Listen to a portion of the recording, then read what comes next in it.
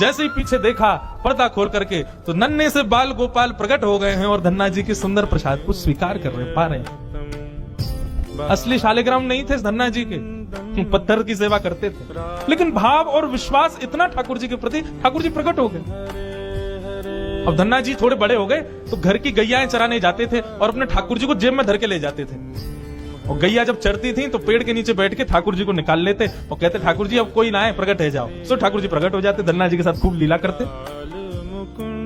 एक दिन ठाकुर जी ने धन्ना जी से कहा आज गाय चराने नहीं जाओगे? बोले आज हमारी बुआ जी आई हैं, घर में बहुत सारे मेहमान आए, आज हम नहीं जाएंगे। तो ठाकुर जी बोले एक काम कर, गैया को गांव से बाहर ले जा और मोकू भी बाहर पधराया, तेरी जगह आज गैया मैं चराया आऊंगा। तो यही होने लगा। अब थोड़ी दूर तक धन्ना जी जाते, उसके बाद ठाकुर जी को बाहर निकालते और ठाकुर जी प्रकट हो जाते, गैया चराने ठाकुर जी जाते। आज 11-12 साल हो गए। वो संत आए जिनके शालिग्राम जी की सेवा थी।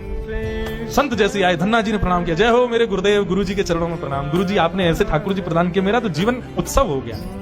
अच्छा कहां है तुम्हारे ठाकुर जी सेवा पूजा कैसी चल रही? अभी तक कर ही रहे हो? उनको लगी पत्थर है, बचपन में की होगी, अब तो बड़ा हो गया। कहां है तुम्हारे ठाकुर जी? बोले ठाकुर जी अभी नहीं है, ठाकुर जी तो गैया चराने गए। संत बोले मतलब? बोले हाँ, मैं कभी व्यस्त होता हूं तो मैं ठाकुर जी को गैयाओं के संग भेज देता हूं, ठाकुर जी गैया चराने जाते हैं। संत बोले पहले तो छोटा था, अब तो इतना बड़ा हो गया, ये अभी भी बचकानी बातें करता है। अरे लाला ऐसे मत बोला करो। तो नहीं सच में ठाकुर जी गैया चराने गए। आपको विश्वास नहीं? शाम को चलो मेरे संग।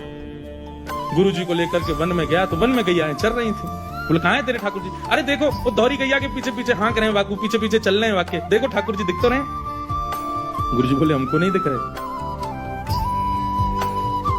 धन्ना जी दौड़ के ठाकुर जी के पास गए, बोले मेरे गुरु जी आए, उनको दिख जाओ। भगवान बोले उनको नहीं दिखेंगे, हम बस तुमको ही दिखेंगे, तुम्हारे सखा तुमको दिखेंगे, सबको थोड़ी दिखेंगे।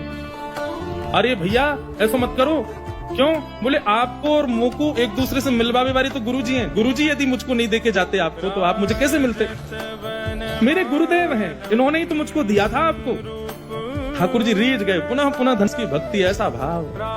इतने में ही नील माधव नीलमणि ठाकुर जी प्रकट हो गए और जैसे ही प्रकट हुए दूर खड़े गुरुदेव के एक एक रोम बिलखने लगा, रोने लगे और धन्ना के चरणों में प्रणाम किया।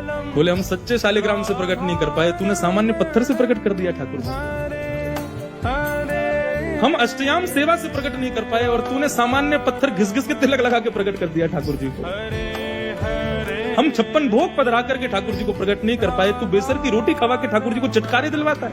तू ठाकुर जी से गैया चरवा रहा है अपनी। धन्य है तू।